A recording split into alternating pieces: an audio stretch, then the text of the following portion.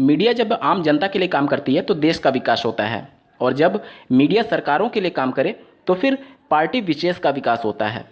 उत्तर प्रदेश की वर्तमान सरकार अपने पिछले कार्यकाल में अंतिम समय में एक कमेटी का गठन किया था जिसमें 3 सदस्य थे, जो कि उत्तर प्रदेश में परिषदीय प्राथमिक और उच्च प्राथमिक विद्यालयों में कितने पद रिक्त हैं और कितने पद सृजित किए जा सकते हैं, इनका समीक्षा करने के लिए वो कमेटी माननीय मुख्यमंत्री जी की निर्देश पर बनाए गए थे। लेकिन उस कमेटी की रिपोर्ट कभी पब्लिक डोमेन में आई ही नहीं, या फिर यूँ कहें मीडिया में आई ही नहीं। मीडिया ने जब ये कमेटी बनाई गई तब पूरे सभी न्यूज़पेपर में और सभी जगहों पर यह प्रकाशित किया गया और ये जोर शोर से प्रचार किया गया कि वर्तमान सरकार ने उत्तर प्रदेश में शिक्षक भर्ती के लिए नए पद सृजित करने के लिए एक कमेटी बनाई है। लेकिन फिर इसी मीडिया के द्वारा कभी सरकार से ये नहीं पूछा गया कि आखिर उस कमेटी की रिपोर्ट आई क्यों नहीं। इतने ज़्यादा समय हो चुके हैं, लगभग 7 से 8 महीने बीत चुके हैं, अभी तक उस कमेटी ने अपनी रिपोर्ट सबमिट की भी या नहीं, ये भी मीडिया के द्वारा सरकार से नहीं पूछा गया।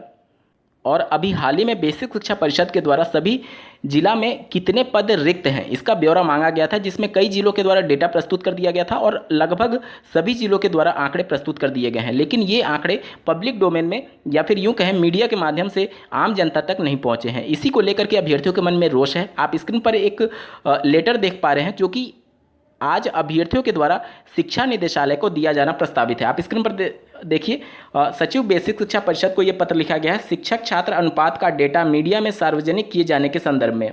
यहाँ पर लिखा गया कि जैसा कि विदित है कि बेसिक शिक्षा परिषद प्रयागराज द्वारा शिक्षक छात्र अनुपात के संबंध में अभी हाल ही में पत्रांक संख्या में रिपोर्ट मांगी गई थी। समस्त जनपदों का आंकड़ा परिषद को प्राप्त हो रहा है।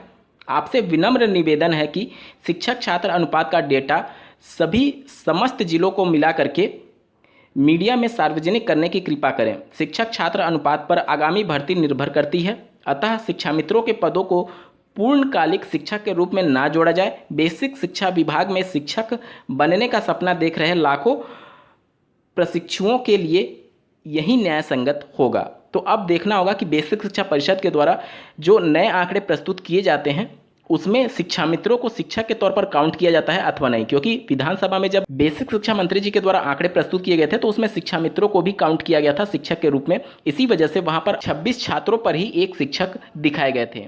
अब देखना होगा कि उत्तर प्रदेश की राज्य सरकार और बेसिक शिक्षा के अधिकारियों के द्वारा इन सभी आंकड़ों को किस प्रकार से प्रस्तुत किया जाता है। आज सभी अभ्यर्थी इलाहाबाद में बेसिक शिक्षा परिषद सचिव को ये पत्र देने वाले हैं और उनसे गुहार लगाने वाले हैं कि जो सही आंकड़े हैं वो मीडिया में प्रस्तुत किए जाएं। इस वीडियो को देखने के लिए आपका बहुत बहुत धन्यवाद। भगवान करे आपका दिन शुभ हो।